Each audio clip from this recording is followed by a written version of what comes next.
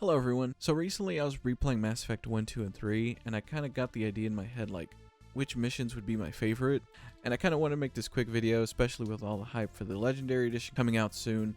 I kind of wanted to list my favorite missions in each game, so in this one I'll be doing Mass Effect 2. Now these are all my opinions, and if your favorite's not on this list, that's alright. It's my list, it's my opinion. So if you do like this video, consider subscribing and let me know what your favorite missions are in Mass Effect 2 in the comments. So here we go. So number 4 on the list is Horizon.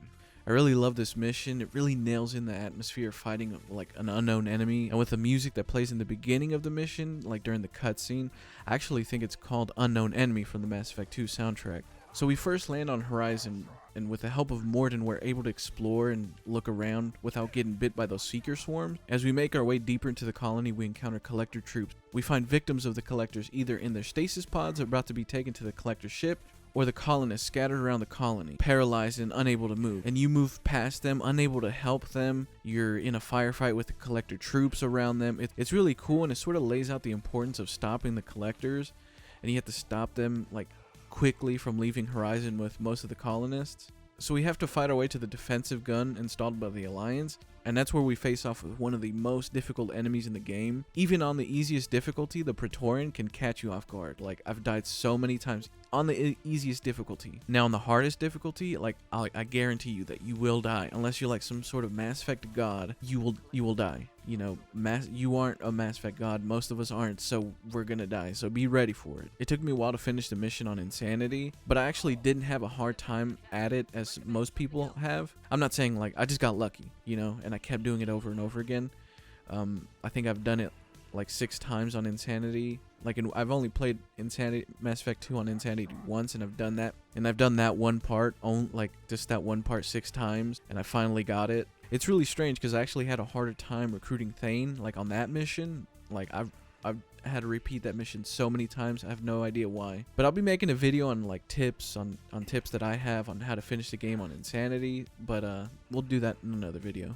So after we defeat the Praetorian and get the defensive guns online, we hammer the Collector ship, but unfortunately we aren't able to stop it from leaving. And here's where we meet a former squad member. It can be Ashley Williams or Kaidan Alenko, depending on your actions in Mass Effect 1. We can't really convince him to join us, so we leave Horizon. I really like this mission. Like I love seeing the Collector ship out in the distance. I love seeing all the colonists paralyzed and unable to do anything to help them. It really it really solidifies like the Collector's evilness, if that makes any sense. I know it's a bit weird to say that, but I really like the fact that the Collectors really seem like the bad guys here.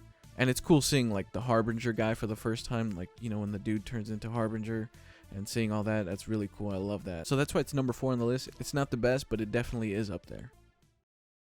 So next on the list is the Collector ship.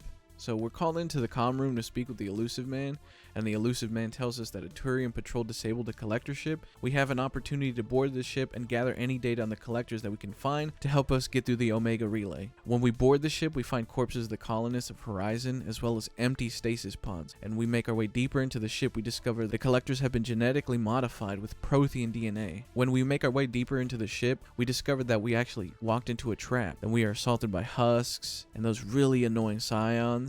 After defeating them, we sort of discover that the Illusive Man may have known that we were walking into a trap, so that kind of like, you know, fuck him for that.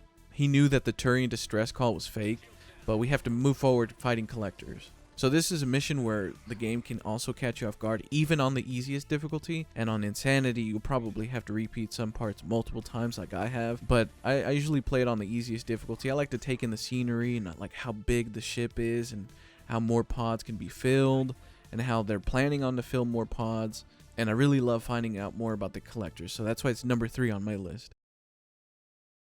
Number 2 on the list is the Derelict Reaper. Like, we have a chance to enter an actual Reaper, a Reaper that has been killed. We make our way deeper into the Cerberus lab connected to the Reaper, and we can watch and listen as the Cerberus scientists are slowly becoming indoctrinated. And this is another mission where the harder difficulties, they will piss you off and you will die often. So as we make our way into the Reaper, we find like an altar that the scientists have erected to the Reapers, and after leaving that room we meet Legion. which is probably the first friendly Geth that we encounter. So we keep moving forward, taking out Husks and Abominations and Scions.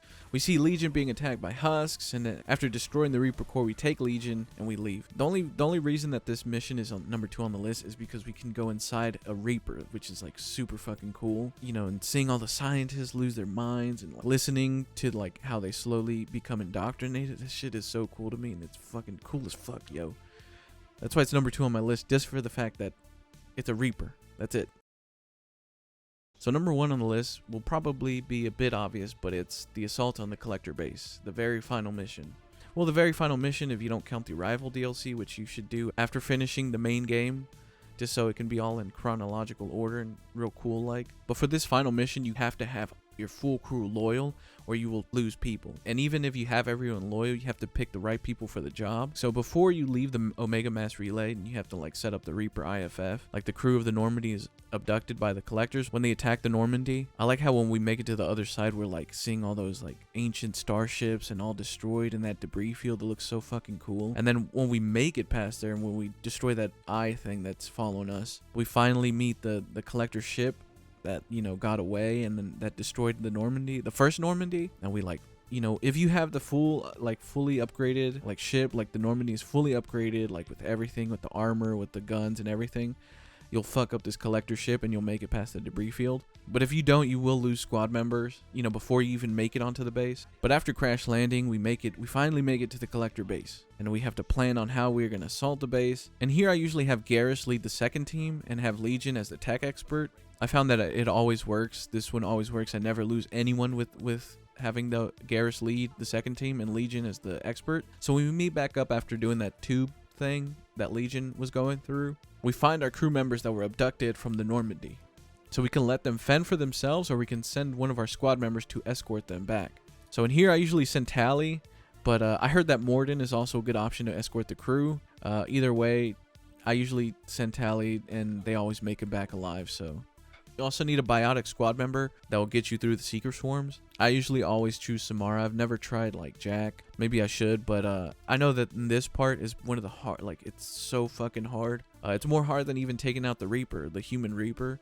Like moving through the Seeker Swarm. One, you get attacked by a Scion, and then like the Husks and the Abominations come after you. So there's like, you can't even move out this bubble, and then you're rushed by Husks. And then when you're rushed by Husks, you have to get out of cover. And when you get out of cover, you're attacked by the Scion, which is, it's so annoying.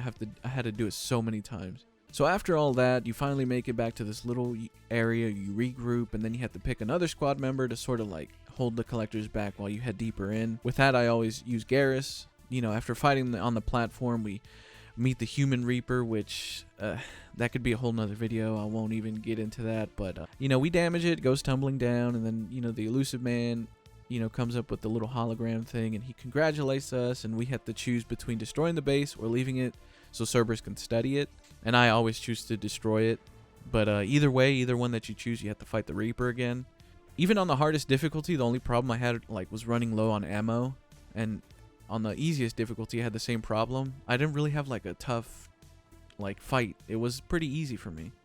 After defeating Reaper, we can blow up the base and we can leave, hopefully with the entire crew alive if you played your cards right. So the way the mission plays out, it really feels like a suicide mission.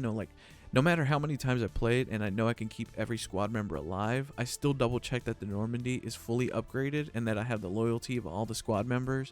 And seeing like going through all that, making sure you have everything, and you know, upgrading your character and playing through all that mission, because Mass Effect 2 is a pretty long game, and all throughout that, and you finally blow up the base, it's really satisfying. And that's why it's my favorite mission on Mass Effect 2.